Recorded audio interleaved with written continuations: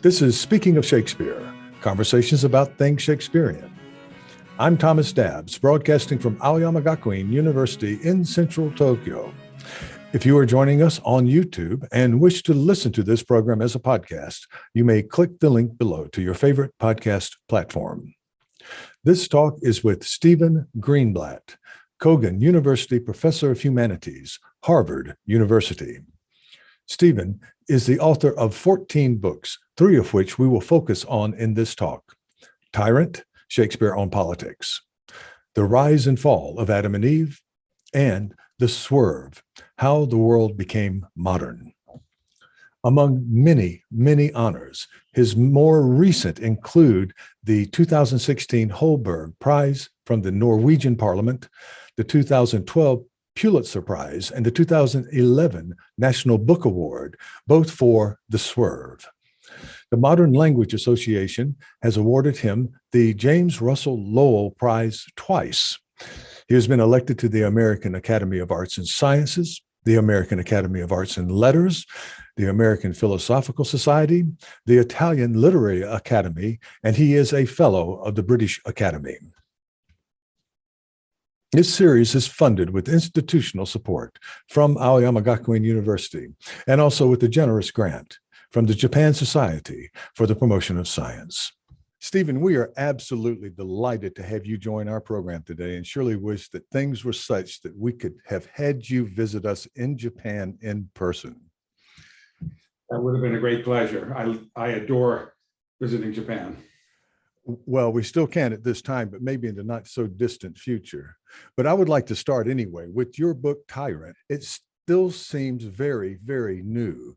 This is in part perhaps because the pandemic has caused some kind of time warp in our minds, and 2018 seems closer in time than a year or a year and a half ago.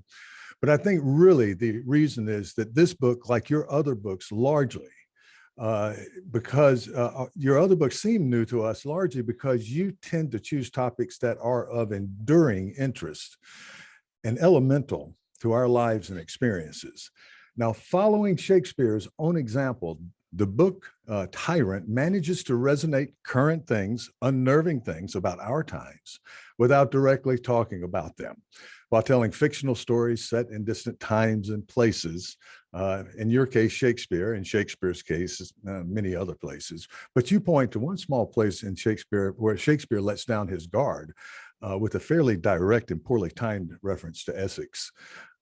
You do not let down your guard. I cannot find a place in your book where you do, but we get a strong feeling that we are reading an allegory of sorts, particularly in key descriptive moments. Now, let's start with maybe a working definition of a Shakespearean tyrant and why you think Shakespeare was so drawn to depicting these types of characters and what makes them so interesting to us. I think Shakespeare thought that a tyrant was an authoritarian ruler, but that was no surprise because virtually all rulers in the age were authoritarians. But an authoritarian ruler who didn't have his realm, his people, at the center of his interests, but had his own desires, wishes, his ego, his or her desire for grandeur and power, independent of serving any larger commonweal. So the combination of authoritarianism and arbitrary rule was, I think, all he needed. I think he didn't need a kind of complicated theoretical account. There was some available to him of what a tyrant was, but he meant something more. The Greeks, of course, had the term tyrant, but it really meant a kind of new ruler who didn't depend on the existing oligarchical order of things. And he has some of that sense too, but it's a more vicious vision that he has of rule. Yeah, I expected when I purchased the book, I expected to go straight into Julius Caesar, and you saved that to the end. And now after I finished the book, I realized why, because Caesar is the tyrant who wasn't, and you started with the tyrants who were. and thankfully gave us, you went straight into Henry VI series, which many of us in Shakespeare studies, those elements get a little bit rusty in our minds over the years if we don't teach it. Yeah, for all of us. Yeah.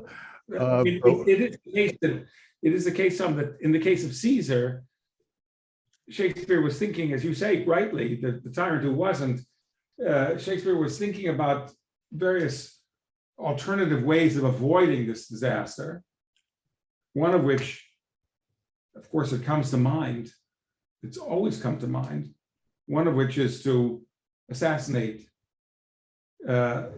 kill the serpent in its shell, as Brutus says, kill the tyrant before he has the power to do the harm that he'll do. But Julius Caesar, and of course one had dreams of that. I mean, one could dream about that in the case of Hitler or Stalin or lots of other miserable characters. But in the case of Julius Caesar, at least, Shakespeare plays out the hypothesis and it turns out to be a disaster. Right. So it's an interesting thought experiment. Yeah. I know you had Hero on your program, and he has written wonderfully about that production in New York. At the theater, in which this became very much a moment in the present. Yeah, and people who were disturbed by that particular the production at the Delacorte, who did not think it through, right? That the people who carried out the assassination, things did not end well, I think is the way he put it. They did not end well for those people. If you're going to assassinate a ruler, even a tyrant, they're just may be hell to pay. What I really enjoyed was your focus on Jack Cade at the beginning, toward the beginning of the book. And I'll be honest with you, Stephen, I never was that interested in Cade and his rebellion. And you sort of, I was awakened to this interesting character that you really probe into and give us some, almost a classic operational model of how the high school bully rises to power, right? Yeah. Through deception and lies and his own bravado. Yes. I mean, Shakespeare seems to have thought of him as a kind of cat's paw for York. In other words, he not only does he does a lot of damage and harm, but he doesn't ultimately hold on to power. And he's in fact, he's not clearly aware of it, but he's actually doing work for someone else in the background, someone much more powerful. For York, for York, right? Yeah. But he is a kind of model for the reason that he speaks to us, I think, is that he's a model for a certain kind of populism, how should we say, democratic populism, or populism that can afflict democratic regimes. Yeah. Where he manages to exercise large numbers of people who feel disaffected, who have reason to feel disaffected, who have reason to feel that they haven't been respected, haven't been treated properly, are outside the orbit of things, and so forth and so on, who are ready to be quite angry. The only line that any of us remembers from Henry VI, Part 2 is, first thing, let's kill all the lawyers. Yeah. And that's shouted by someone in the crowd who's been worked up by Jack Cade. But that's a terribly familiar sentiment, as it were. One, by the way, that can afflict the left as well as the right. It's the sentiment of a certain kind of angry populism. Yeah. And there's another rebellion later, and I'm trying to remember, Reynolds, I believe, is where they were protesting enclosures and things like that, which would have been more of instead of the fury of a kind of what I guess now we would call a right-wing populism. I think the Reynolds rebellion was more of what we might consider a working class, these guys are out filling up ditches and doing things to resist. And in fact, they are not exactly on Shakespeare's side of the economic No, not at fence. all. In the case of the crowd who was stirred up by Cade, what Cade appeals to, he appeals to a set of things, including rage at, not simply rage at literacy, though that is rage at literacy. That is, say, he attacks the creation of schools because people who talk about nouns and verbs, he says, I mean, it's played for laughs, but it's not very funny. It's not very funny to contemporary ears.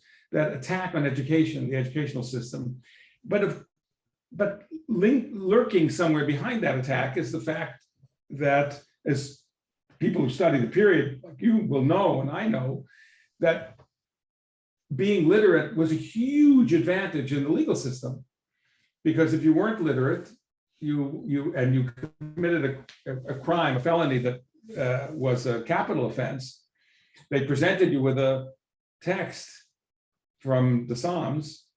They called it the neck verse.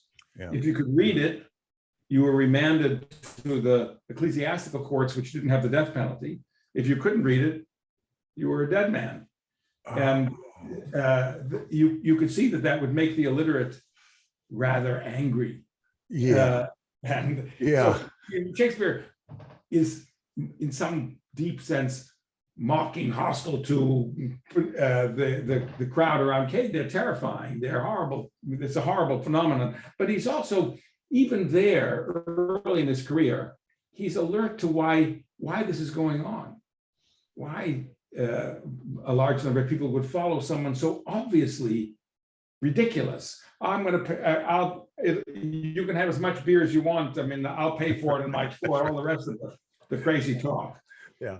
Because they have to know that it's a lie.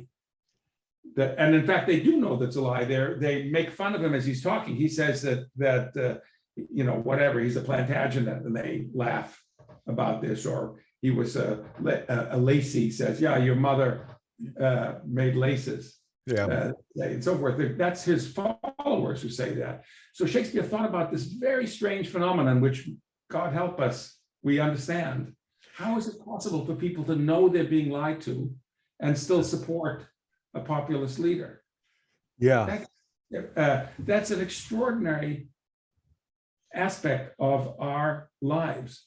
And I think Shakespeare thought deeply about it, not just at the beginning of his career, but all through his career. I think he was a profound thinker about this strange phenomenon of believing something even though you know you're being lied to.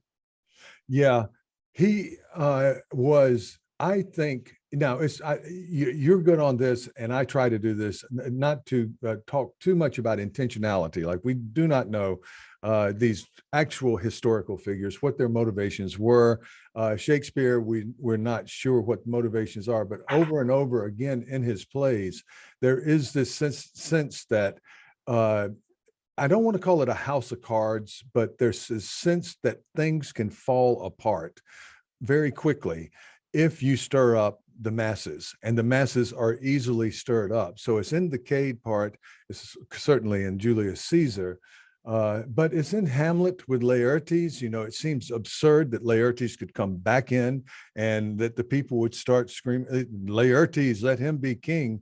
But that does echo the Essex rebellion, although Essex would have been from a noble family and might have had some kind of claim to the throne. But this was a possibility, along with being vulnerable as Denmark is in Hamlet to foreign invasion, right? So I think that's very strong in Shakespeare. He does not come out very strongly, or the plays don't, on the side of the masses. I mean, it's a complicated and rich and interesting issue, Tom, because Shakespeare was one of the great, maybe the greatest master in stirring up the masses.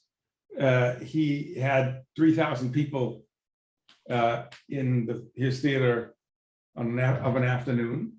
Very, very few occasions in Renaissance England in which that many people came together, were allowed to come together outside of of the cathedral, as it were. Shakespeare is fascinated by the power that he possesses and frightened by it at the same time, or frightened may be too strong, but he's fascinated by what he can do and what people who are masters of his rhetorical skills can do. And he thought that there was a link, a complicated link, one that disturbed him, I think, between his special skill and what he identifies in at least some of his figures, like Antony, Richard III, Cade, people who can stir up. I mean, as he's also fascinated by his relationship to characters like Iago or Aaron the Moor.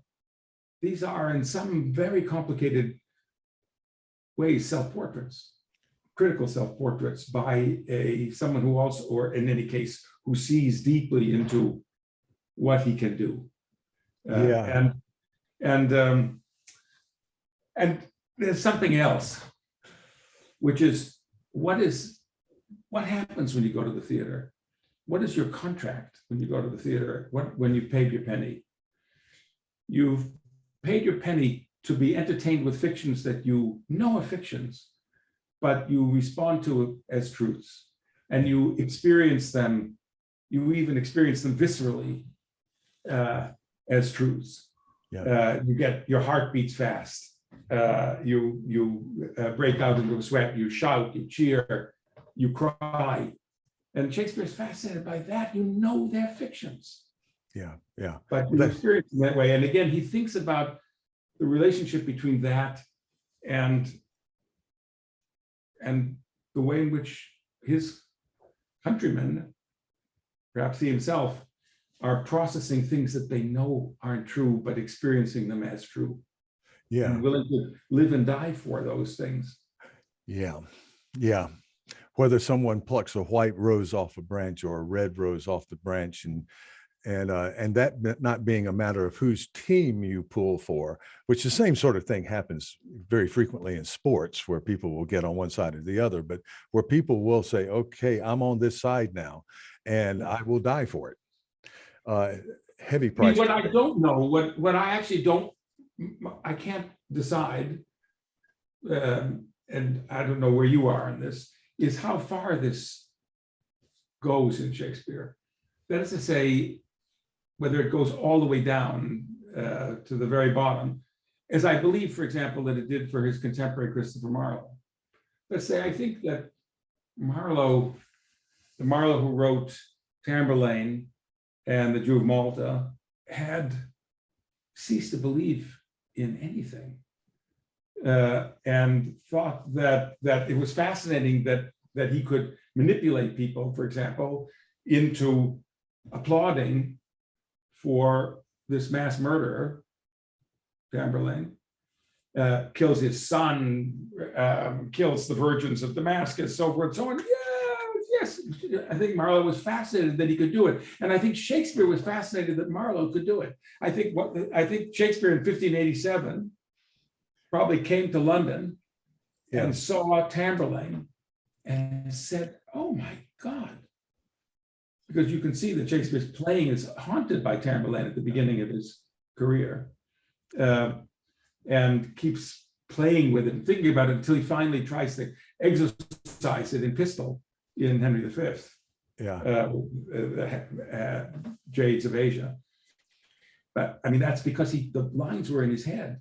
So I think that the question is, where did it stop for Shakespeare? Did it stop for Shakespeare?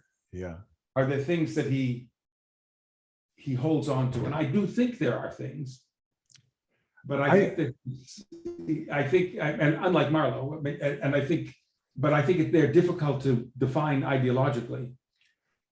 Yeah, they are. And you see in Marlowe, with Tamburlaine, these types of people are supposed to have their comeuppance. And I've seen it argued where Tamburlaine has his because we need the rise and fall. But no, he dies in the end like everybody dies. He lives old, he's powerful all the way through.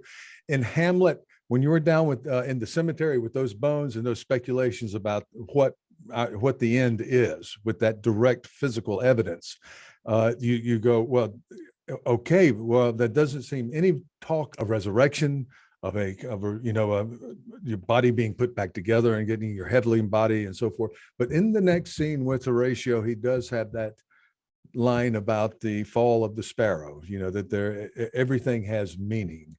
And there does seem to be a kind of reconciliation with what we might vaguely consider a Christian view of, how to face your own death. Or maybe it's just a nobleman's view.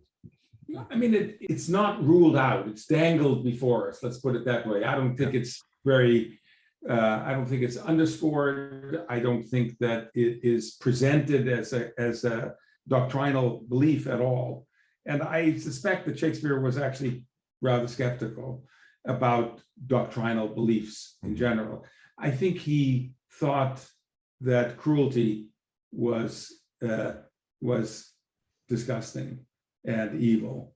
Yeah. And I'm not sure Marlowe thought that. I think Marlowe had, how should we say, a more Nietzschean attitude toward it. But I think Shakespeare had certain things that he thought, no. And I do think that he thought that the evil characters would prey upon themselves like the monsters of the deep. That in the long run, they, or as Edgar says in King Lear, when you get to the very bottom, there's a return to laughter. Yeah. So I think in that sense, but you might have to wait a long time. Yeah. Well, I guess we have to cross-reference to the fact that Shakespeare hadn't done what we would, if Shakespeare had died at the same age that Marlowe died, there wouldn't be a lot for us to celebrate. No. And so he had a chance to grow older, and Marlowe didn't. He's still in pretty much an angry young man, an angry genius young man phase, and he knows how to get an audience into theater. He knows how to do the spectacle, and he gives, he pulls out all the stops. There's no doubt about it. And he knows you can just, I've never read poetry like that in any other English poet, and of many great ones. I've never read something so stirring. He just knew he had it. And yes, I agree with that. I think Shakespeare knew Marlowe had it as well. Yeah. I think that you can watch early Shakespeare sort of trying to figure out what he can do, with Tamburlaine. He tries to do and does in many ways. Well, I won't say in Henry VI, because I think he probably collaborated with Marlowe in Henry VI, but he does it more in Richard. You can get glimpses of it elsewhere, I think really in Titus. But what he can do with Jew of Malta, he tries to do with Merchant of Venice. What he can do with Edward II, he does with Richard II. You can watch him, and maybe most impressively in a certain way, what Marlowe fabulously does in Hero and Leander. You can see Shakespeare experimenting in Venus and Adonis. Yeah.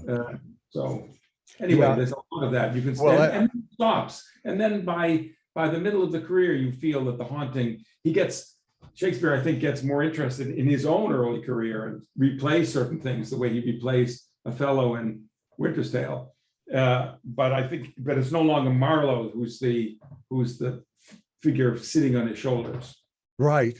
And I agree with you. And I particularly say it in John of Gaunt's speech at the beginning of Richard II, where he's talking about how he will not, he's going to die while his son's in exile. And I wish I could remember the lines, but it is just stirring. And it goes dark in a way that Marlowe, at one point it becomes a bit funny. You can have these virgins killed and hoisted on the walls, and then he turns around and delivers his wife a sonnet about how beautiful he is, and then admonishes himself for becoming too effeminate in his exactly. It's hard to say. Are you supposed to? I mean, a little bit to our ears, it's like hearing Hitler talk about how moving Ava Braun's smile is to him. You think, what? I mean, he just killed a whole bunch of people in town. Yeah. But it's hard to know what they thought. It's hard to know what Marlowe thought he was up to. It's hard to know what the audience in 1587, except that they thought that Edward Allen, the actor, was the best thing they'd ever seen. Yeah. Uh, and that the verse, as you said, the verse was just overwhelming. I mean, like for them, like hearing Beethoven, like hearing something just fabulously strong. Well, I'll give you an example. I have graduate students who are Japanese. They're in a second language. So this is super tough stuff for them. But we were watching one of those old BBC versions of Edward II, and my students were getting it. We had subtitles, but that prose, it isn't as naughty as Shakespeare. Shakespeare can lose me in a moment. Because he does get a bit, I don't know if the word's baroque, but he's a naughtiness, and he'll string two proverbs together, known proverbs, and work it out over about 6-8 lines. And you have to keep the first thought in your mind as you go through. Whereas Marlowe doesn't tend to do that. It's pretty much straight on. Well, we've moved away a little bit from tyrants, and I like this, but we haven't, because I noticed in Tyrants that there's a kind of return to Shakespeare. And I know you've been doing editing in Shakespeare, you have those involvements all the way through, but in terms of a direct Stephen Greenblatt reading Shakespeare, there's a kind of return there. And I think it was provoked by certain changes in our political climate in the States, and also globally, and certainly in Europe, and in various countries across the world, where we were unnerved, we were shaken a bit. It's very hard if you're someone like me.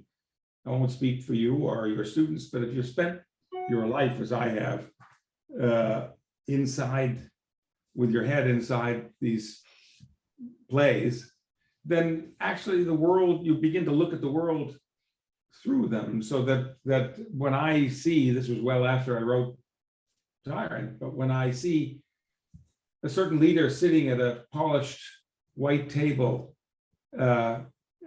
alone, 30 feet, 10 meters away from the person whom he's talking to, I think, what? And I think, I get it. I get it through Shakespeare. Yeah. I understand when I see that same figure talking to his intelligence chief and bullying him in a kind of shocking way, I say that's scripted, that's straight out of Richard III. Yeah. And so forth. I mean, it's hard not to think that way if you are me, as it were. You've spent as many years as I have doing this. I don't think it covers the whole ground. I mean, no one does, but I do think it covers a lot of the ground. Well, I have to say at this point, I learned from you two things from you years ago. And the first thing was, I can do what I want to do. There was a daring there that, in my generation, coming from the American South, we were still treating literature in a Cleanth Brooks sort of way, and I have an enormous amount of respect for Cleanth Brooks. He was one of my teachers. Yeah, I was wondering. I was cross-referencing and He wondering. and Robert Penn Warren both. I had class. What a stirring! I mean, and they were, they were old people said they're new critics. They don't want to face up to the history of their own past and that sort of thing. But they were very historical also. But they were extraordinary people. I got to meet Cleanth Brooks once, and he was just such a gentleman, and just a wonderful guy. And he had but we were taught in that kind of new critical way, and we were discouraged unless we wanted to go into bibliography, which that was only for people who couldn't do criticism, right? You had to go to the scholarly route. And then you come along here and you're saying, okay, no, we can do this. We can attach things to historical events, and we, in a way, must. It is incumbent to do this sort of thing for us to be able to understand the dramatic tensions that we're seeing here. If there's a ghost in purgatory, there's a whole bunch of people out there who are being told there is no purgatory, and that ratchets the whole thing up. And people who believe in purgatory are maybe under suspicion. No, I And mean, you're right that, I mean, I won't claim much for myself, but I do claim for my particular moment, my generation. I was absolutely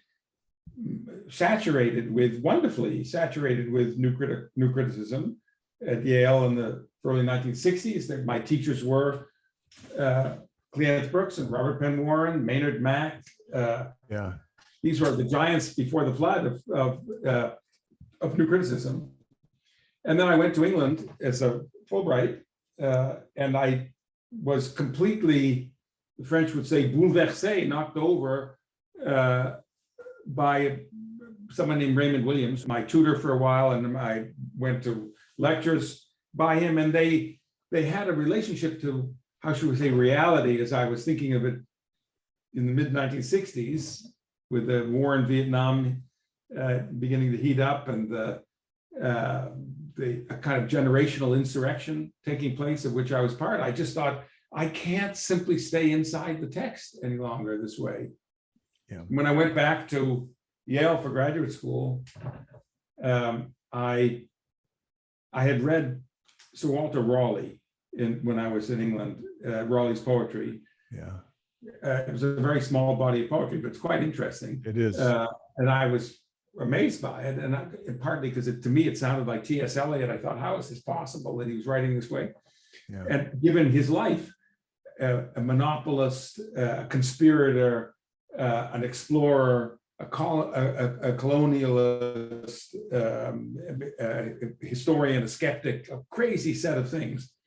And so I went, when I wanted to do my dissertation, I went to actually a remarkably wonderful, brilliant man, Jeffrey Hartman. Yeah. And I asked him if he would be my tutor, my advisor, dissertation advisor. And I described what I wanted to do, which was to talk about how someone with that kind of life could have written these poems.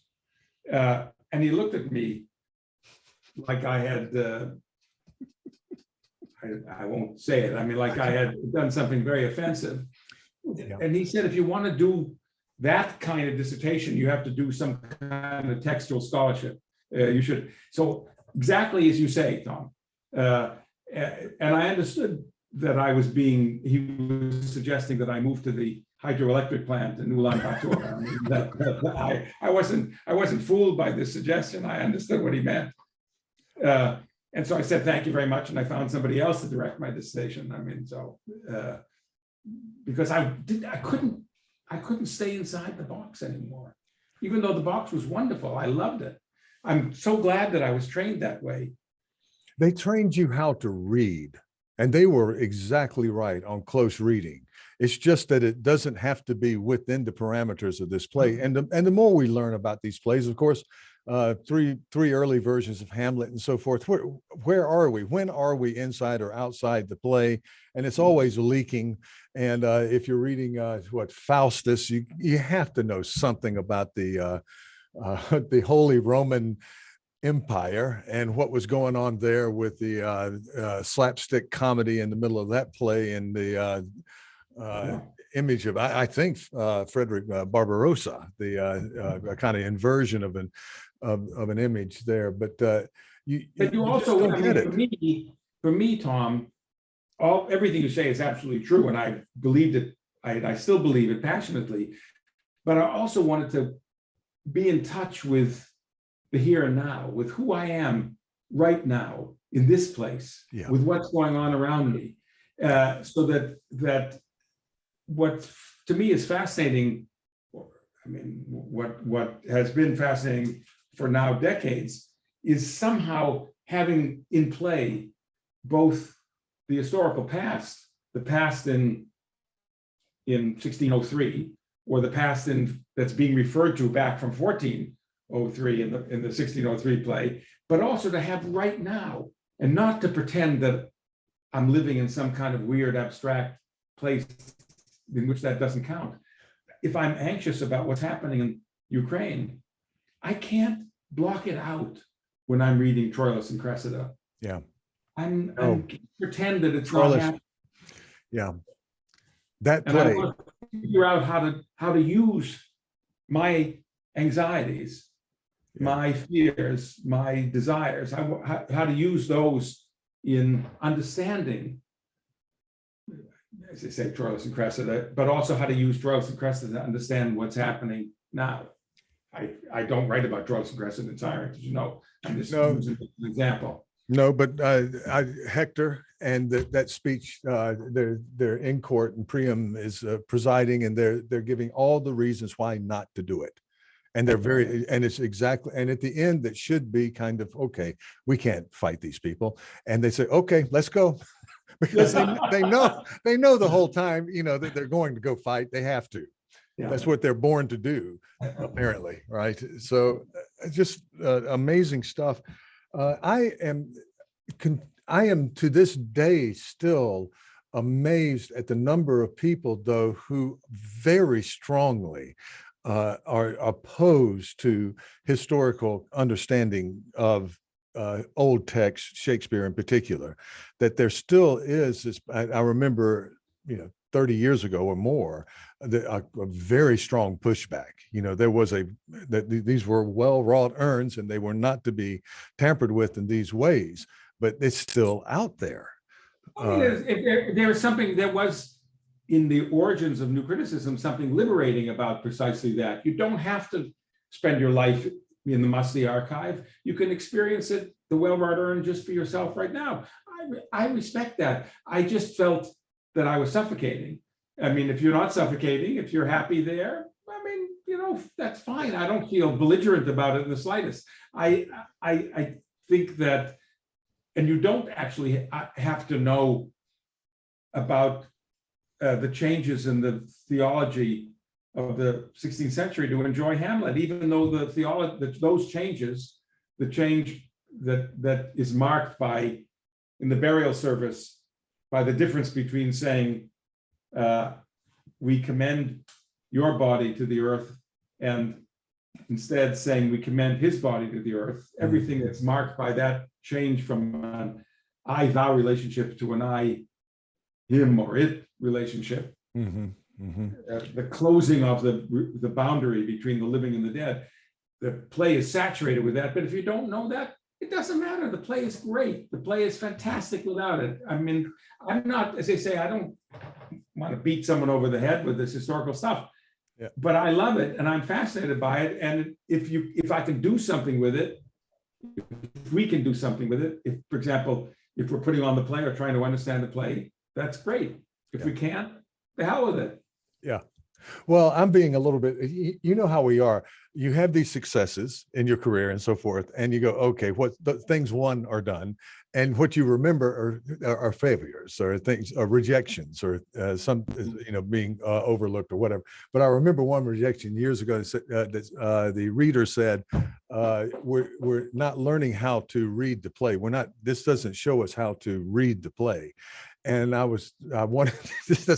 wasn't talking about how we read the play. I was talking about how the play understands us, and that is that audience and us. And through that, we get an understanding. What is this? How does Hamlet speak to us through these, let's say, through these bones? How is he speaking to a society of people who had exactly right to me. Step over bones on their way to work or their way to church, right? You have to be willing to put up with people saying no or pushing back. If I took my shirt off, I'd show you many scars that I've had from. So Coriolanus. That's fine. It's fine. I survived them. When I published now, a very long time ago, more than 40 years ago, I published a book, Renaissance Self-Fashioning. There might have been the longest and most hostile review of my entire life in the TLS from that basically said I should be driven out of the profession. So, I didn't enjoy it, but I, took it in stride. You have to take this stuff in stride. Otherwise, you wind up just imitating everybody else. Well, you hear those voices, you don't hear the silence. And that was a whole generation of us who said, we can do this now. we have a path, right? And I don't like to do that, but I mean, we owe you a lot. We owe you, many of us, because you took that heat. And we were, after that, then journal editors and other editors, and also people in conferences and so forth, became more open-minded toward the, because there are a lot of people out there who wanted to do it, but probably couldn't. You can't get past the guardians of the gates, and the gates opened up a good bit. And of course they opened up a lot. I mean, part of that had nothing. Some of it maybe a little had to do with me, but a lot of it had to do with the times. There were lots of jobs in those days. There was lots of movement in the profession. There were amazing things percolating and happening in Paris that were changing our views of things, and so forth and so on. I mean, it was I don't want to sound like Wordsworth, bliss was it then to be alive, but it was fun. A lot was happening, and I mean, a lot that was unpleasant as well, but it all went together. I mean, it was exciting. It's wonderful stuff, Stephen. I could go on and on. I want to kind of pivot a little bit here, primarily because about 20 years ago, I put it in, I mentioned this in a couple of other talks, but the person who was teaching the Bible at our university retired. And we had a Miltonist on staff, and she did not want to take over the Bible. It was just too much. And she wanted to stay. And she came to me and said, okay, you're from the American South. I said, well, yeah, I grew up there. And she said, well, so you have Christianity down and you do Shakespeare. So the King James Version, it should be no problem. I said, well, I guess you have it. And she was my senior colleague. This was almost 25 years ago. And was this in Japan, in fact? Yeah, in Japan, yes. And so I took on this Bible course, and I had no idea what I was doing. I was the worst possible imaginable teacher the first year, because I thought, okay, let's do Old Testament first semester, New Testament is a year-long class.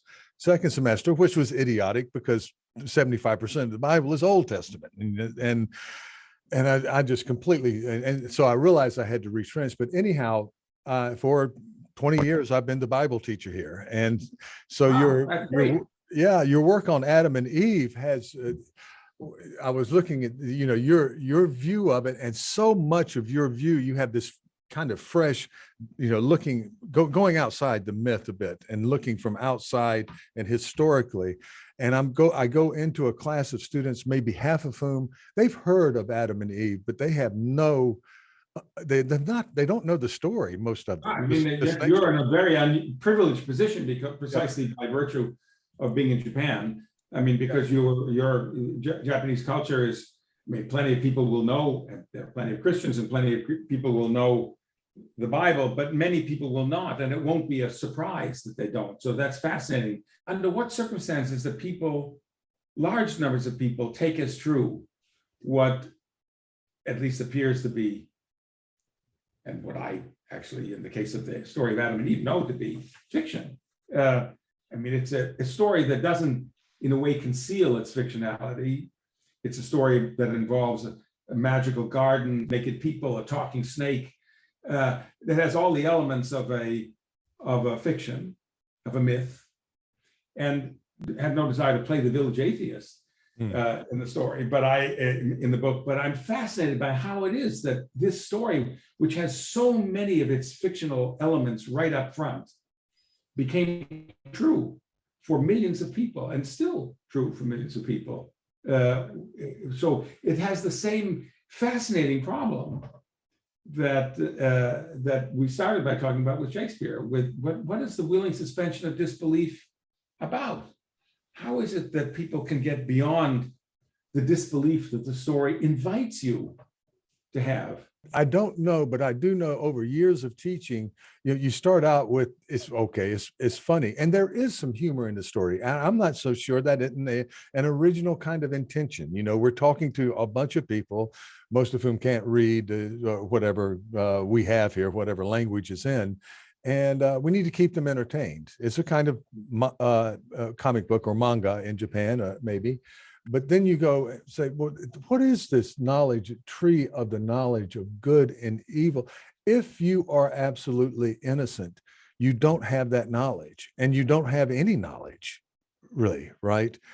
And so Apple computers, somebody was brilliant. I don't, with that computer bite and the bite of the apple, Absolutely. there is a kind of sense of being bad, by getting into the computer and learning more. There's a strain there that is extraordinarily true about human nature. And you point out the difference in the two myths, the Genesis one, which carries over to, I think it was the Geneva editors who put the chapters in. I think they did. Yeah, they did chapters, I believe. But anyhow, they carry over the first story to the second chapter in order, I think, to create a sense of continuity, which there absolutely isn't in terms of how things were created from chapter one to chapter two. Almost certainly two different writers and at very different times. What interests, among many things that interest me about, it's strange to write an entire book about just a few verses basically in the Bible, but one of the things that fascinates me is, as I write about, that the earliest trace that survives of the story comes from people, because of what survived in the desert, people who believed that the snake was the hero of the story, or possibly Eve was the hero of the story, because you shouldn't be ignorant of good and evil, because being kept ignorant is actually not a good thing. No.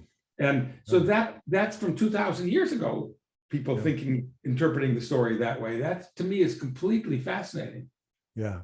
Yeah, it isn't all just do what you're told to do or else. That can't be where we end. And over the years, I used to point out, okay, they're two different. And I have some probably residual resentment of people who persistently in the South tried to convert me to whatever church they're part of. And there were very different takes on it. And sometimes they got a little bit too strong. But there is a God of the cosmos in the first chapter. And in the second chapter, there's a God of earth. And in its two different ways, even though they may contradict, they explain two different things about who those people are, maybe who we are, that we need. They fill in the blanks. What is the cosmos and what is the earth? And how and why, of course, why do we experience pain? Why do we have to work? Why is life hard?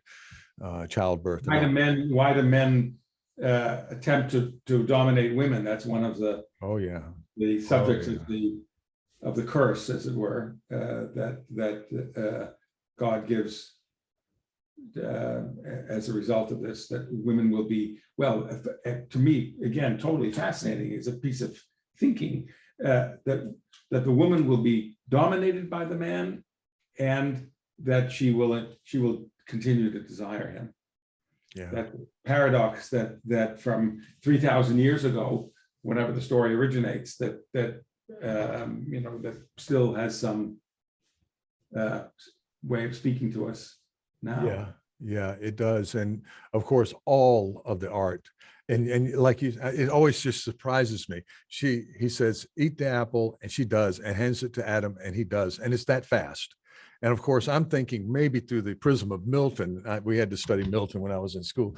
Milton takes that way out, Adam, thinking it through. Do I want to be with her? Do I want to be with God? And it just is this raw. Who called it? Was it Blake? I don't know. The Great Code, the Bible.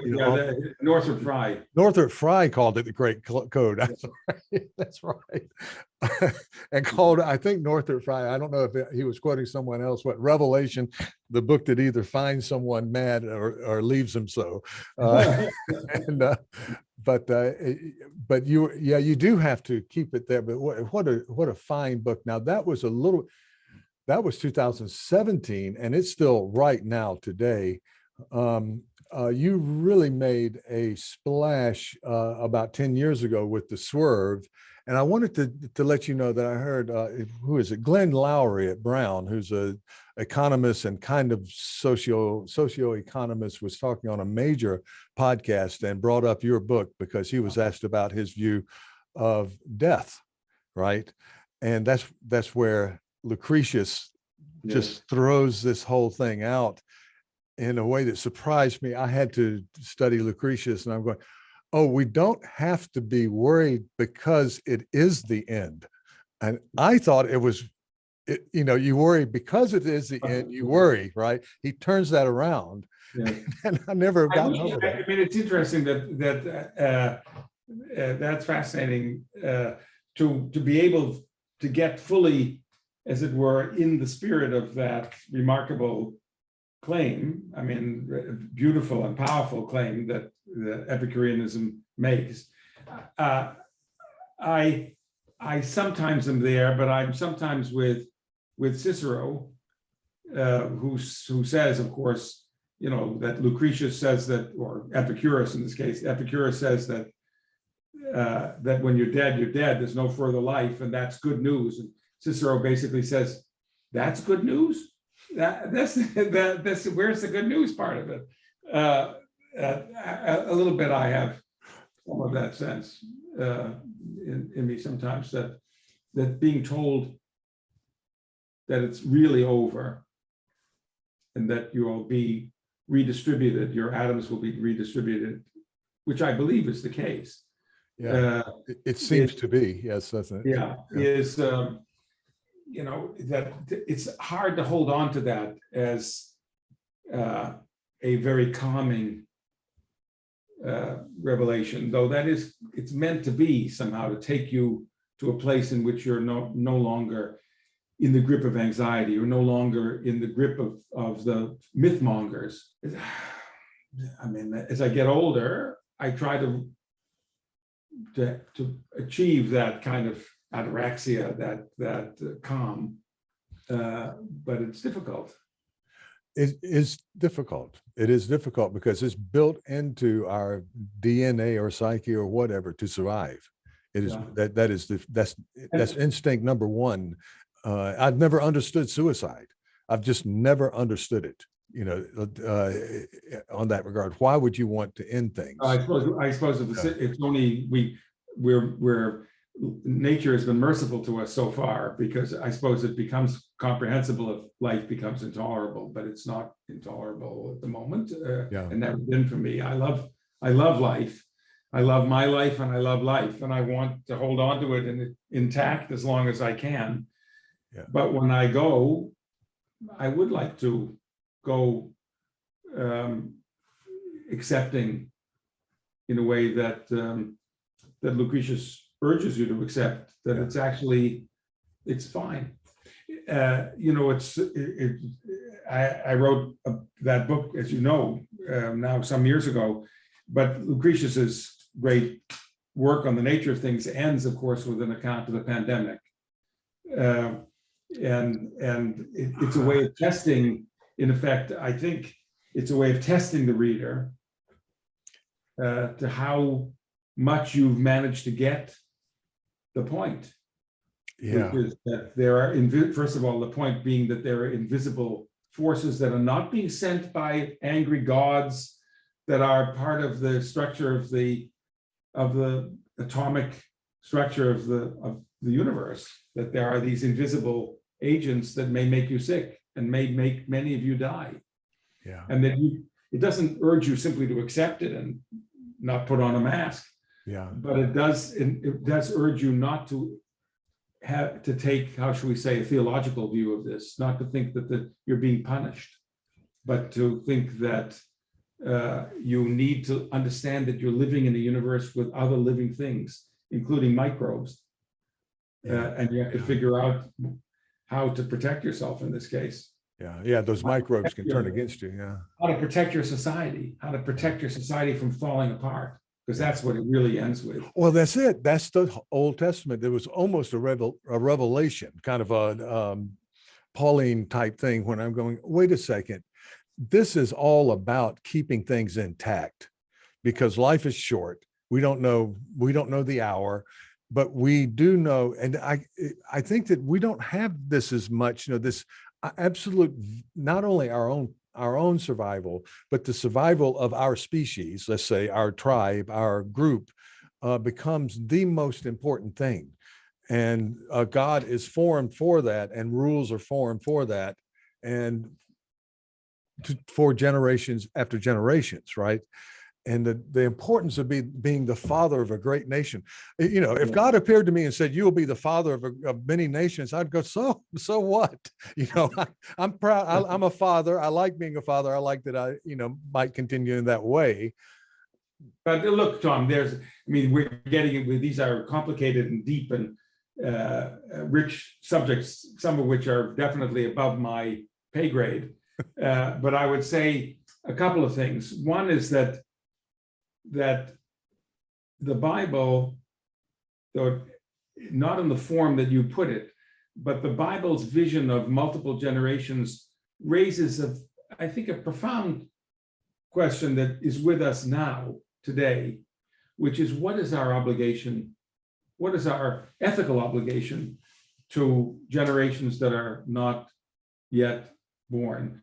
Yeah. If we are destroying the environment, but we'll be okay, and even our children and maybe our grandchildren will be okay, but some generations further down will not be okay.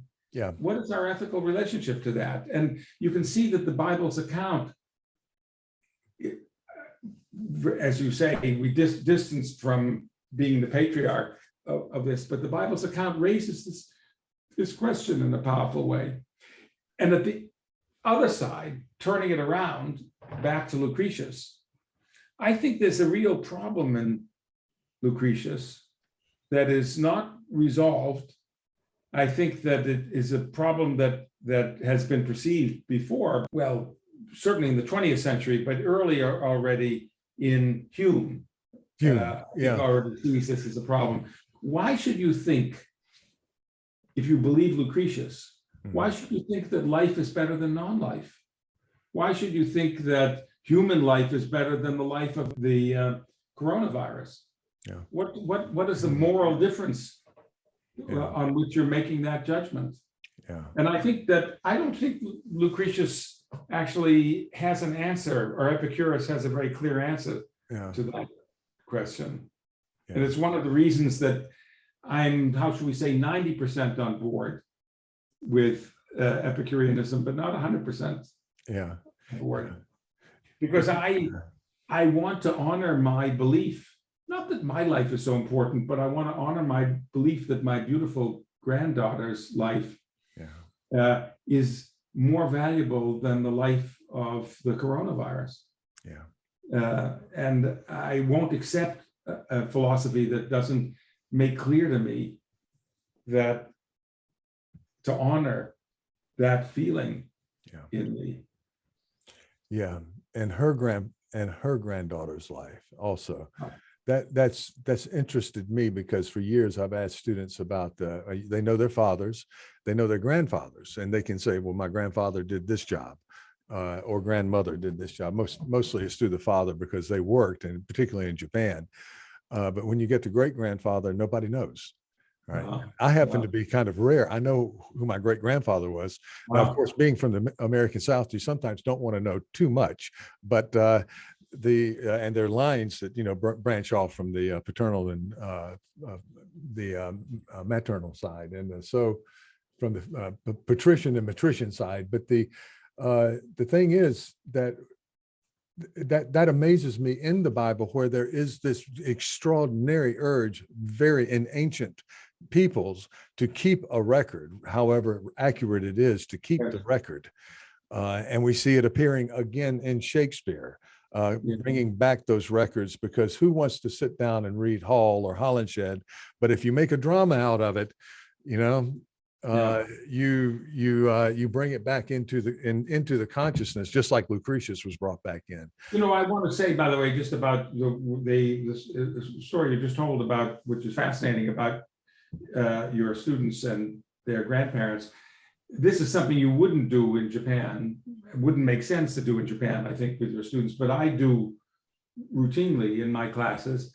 I ask the students what language their maternal grandmother spoke, or ideally the maternal great grandmother, but I just ask maternal grandmother usually. And there, because it's the United States and not Japan, you get this absolutely extraordinary rainbow effect. I mean, just an extraordinary number of different languages. Yeah. and different traditions. So it gets you off the biblical patriarchy, where this line, this ethnos, that is, it's a whole set of different peoples, languages, backgrounds, all mixed together. Yeah, it's sort of Tower of Babel in reverse. Yeah. That you bring back. It has, viewing my children, it has amazed me of how quickly, it's one generation, and certainly two, that say flying back to Tokyo and in my case, sitting beside a young Japanese guy, 90% of the plane are Japanese, and I speak to him in Japanese, and he says, I don't speak any Japanese. I'm from California. I'm going back to see, I'm going back to see my grandmother, and we can't communicate, but she cooks good food, and you know, that sort of thing. So that does amaze me in the Bible, how you can keep a language together for so long. And even, and I think I've read in your biography, you were Jewish. I was brought up Presbyterian. I think that there's some crossovers in a strange way in terms of, there's this great image of your book of opening your eyes during a kind of Passover event, you know, in the temple, right? And nothing happened. It's the blessing at the end of the blessing service. Where, yes, Yeah. and you can't look or else you. Blessing. Yeah, I don't. It's not part of the liturgy that you can't look, but it was part of the, how should we say, folklore, that you couldn't look. You had to close your eyes, bow your head, because God was passing through the synagogue, and you would die if you look at God face to face. Yeah. And I steeled myself. Took me weeks to force myself to open my eyes, willing to die for the sight of God. Yeah. Yeah. I didn't. That moment, it is amazing. Childhood experiences. There is the, well, I think I'm pulling it from something I read historically in the 16th century, but the notion of the second childhood that besets people when they get to a certain age. And I'm feeling it now, where you're more inclined to look back to childhood and the dynamics of childhood and take it maybe perhaps more seriously. And in your book, Returning to Tyrants, it almost seems like an elementary or middle school type behavior that it takes over.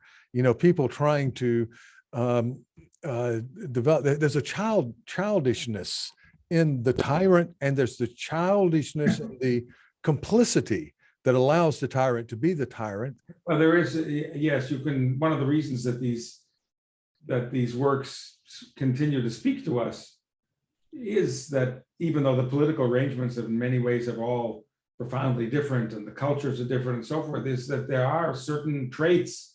I think that Shakespeare, that also goes back to questions of the possibility of going back and getting something that you've lost from your childhood. I think Shakespeare was obsessed with that very early on. I mean, already from Comedy of Errors, an early play, all the way through to a late play like Winter's Tale, where he's fascinated by the possibility of getting something back that you've lost.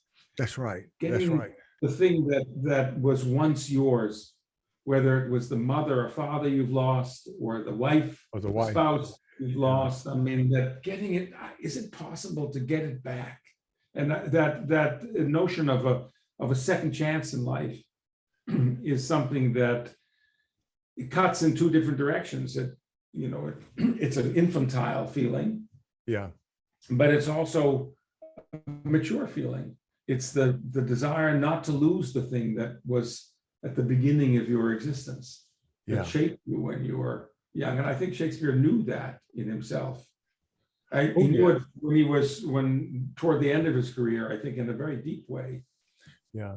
Well, the evidence we have of him wanting to have a coat of arms, a memorial of some sort, that points to a kind of recreation. You know, he wasn't born to it, but he earned it, and you could, in his time, earn it. Raleigh earned it, and Drake earned it.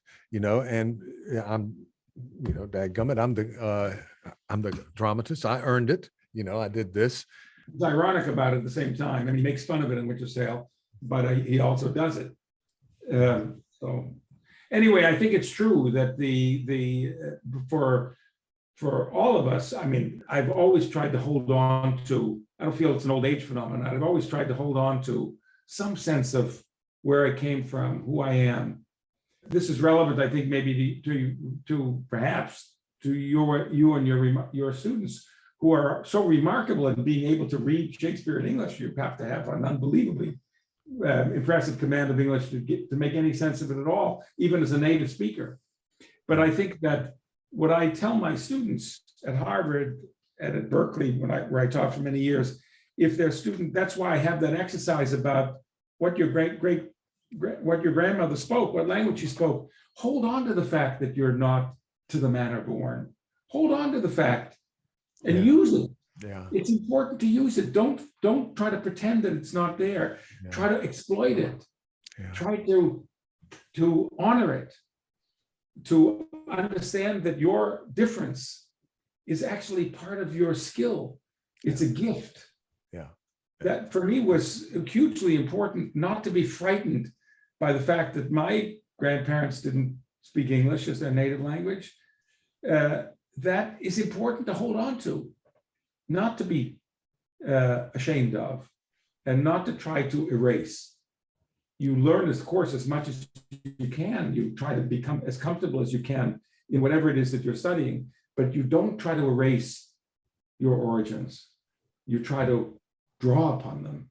Shakespeare never loses the works of childhood. Yeah. He exploits it. He's writing out of it at the end of his life in The Winter's Tale and in The Tempest. Yeah. Well, he It's full of noises. He did have to go up against Marlowe, was a Cambridge graduate and a gentleman as a result. You had as an estate when you were, and I tell my students, when you graduate from this university, that's an estate. That's a possession. You reach, traditionally a level. You have that degree. And Marlowe had it, and Shakespeare didn't. And Right. so there were those who did and those who didn't. And I think he probably felt that acutely. But he didn't. There are ways of feeling it and ways of feeling it. And he got the estate, as you say, by getting the coat of arms for his father. Yeah. But he never lost the boy who grew up in Warwickshire. Yeah. He never repudiated that. And that's actually hugely important. Yeah. Well, we see this all over, don't we? I'm thinking, I would rather be a Shakespeare without the degree in London with these fellows who may be looking down their nose at him, and they were, I think, at first at least, than one of those fellows who found himself in London unemployed. And with these expectations, having graduated Oxford, Cambridge, with these expectations that, of course, they would be received as the next great poet or whatever they were dreaming of as young men, and having to live in poverty and have that It wasn't good for your health. No, it wasn't. Marlowe dies at 29. Cade dies at 35. Yeah. Watson dies in his late 30s. Green dies in his early 30s. They're all. I mean, it's Nash dies in his early 30s. I think it's a very rough trade, and Shakespeare manages at least to make it into his 50s, and have a longer, more productive life. Stephen, I cannot express how much I appreciate this, but this will go out to my Japanese colleagues, the Shakespeare Society of Japan. You've been here before. I think you've spoken at the. I have. I said at the beginning, and I'll say again. I mean, Japan is one of the most wonderful places on earth. I spent a month in Kyoto now years ago, and I could have become Tom Dabbs and just said, I'm going to stay here forever. I mean, that I was and am amazed by so many aspects of the unbelievably wonderful food, the astonishing beauty, the complexity and richness of the culture. And I deeply look forward to a time in which I can return. My wife and I both had the same experience of awestruck pleasure. I've been multiple times now, but not nearly enough to Japan. I just adore it. Well, the feeling is mutual. And I know lots of people who would love to see you and hear you speak. And also, you know, if we ever can again get together for the joyous moments of the receptions where things actually happen, you know, you get to talk with people and then they call it the second party in Japan. Sometimes you go from the first party to the second party where people are surprisingly honest about things and so forth. But I do miss that myself over the past 2 years. Well, may I ask you again? It will happen again. We'll get past this. We We always will. do. We will.